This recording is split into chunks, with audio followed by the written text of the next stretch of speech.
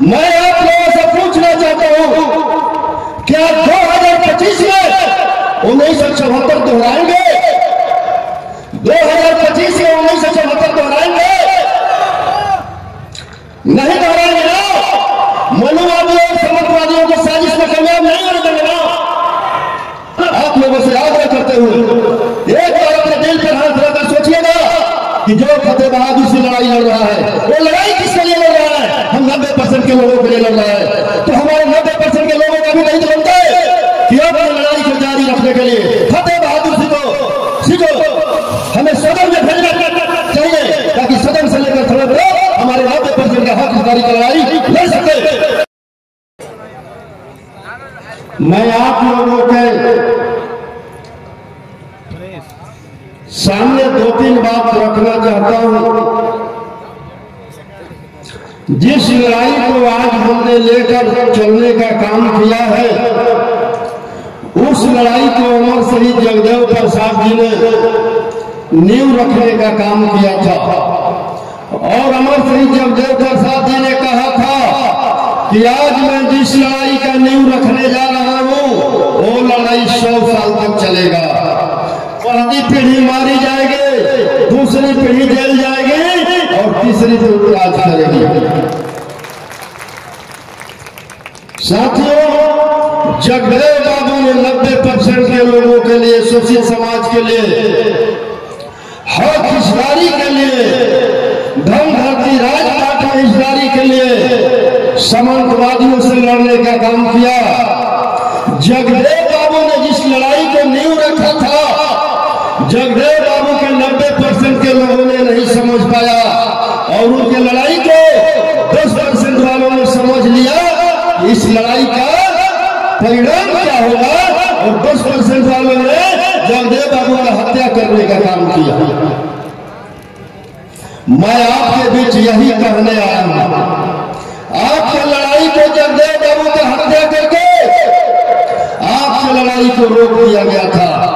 उसी लड़ाई को जो 90% के लोगों की लड़ाई है, जो शोषित पीड़ित की लड़ाई है, जो गरीब दलित पिछड़े अल्पसंख्यक की लड़ाई है, उस लड़ाई को मैं लेकर चला हूं और उसी लड़ाई को मैं लड़ने का काम कर रहा हूं। तो मनोवादियों और सामंतवादियों ने साजिश की तहत मिल करके हमारी राजनीतिक हत्या करने का काम किया। मैं आप लोगों से पूछना चाहता हूं, क्या 2025 में 1974 दोहराएंगे? 2025 में 1974 दोहराएंगे? नहीं दोहराएंगे ना। मनुवादियों और समर्थवादियों को साजिश में कामयाब नहीं होने देंगे ना। तो आप लोग क्या करेंगे? इस लड़ाई को जारी रखने के लिए, लड़ने के लिए डेहरी विधानसभा से 90% का जो लड़ाई लड़ रहा है उस प्रत्याशी को भेजने का काम करेंगे।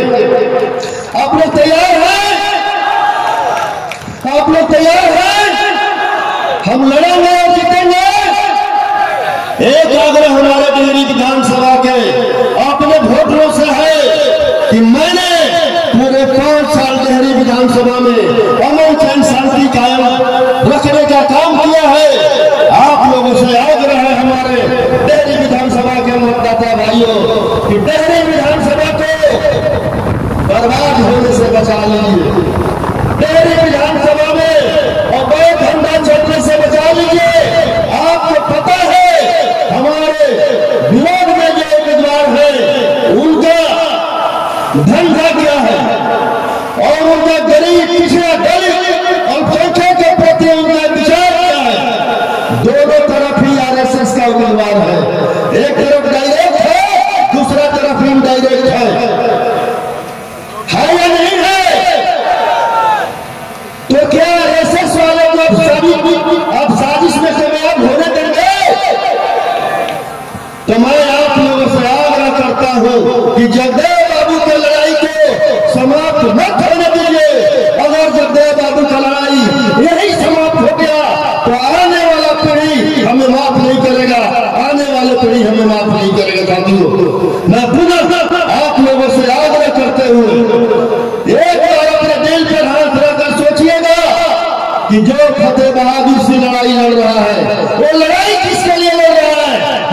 90% के लोगों के लिए लड़ रहा है, तो हमारे 90% के लोगों का भी नहीं तो बनता है कि अपनी लड़ाई को जारी रखने के लिए फतेह बहादुर सिंह को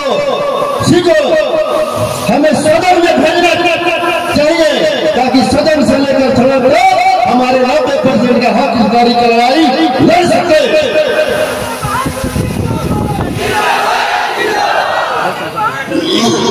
आप लोग बताइए, इस लड़ाई को हम जीतेंगे ना?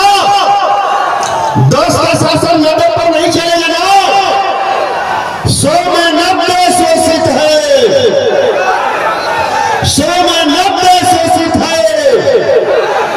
10 का शासन 90 पर, 10 का शासन 90 पर। वोट हमारा, राज तुम्हारा, वोट हमारा, राज तुम्हारा। जय जय जय जय जय भीम, जय जय जय जय जय भीम, जय जय जय जय जय भीम। आप सभी लोगों को पुनः नमो बुद्धाय। जय भीम, जय भारत, जय मंडल, जय संविधान। बहुत बहुत धन्यवाद।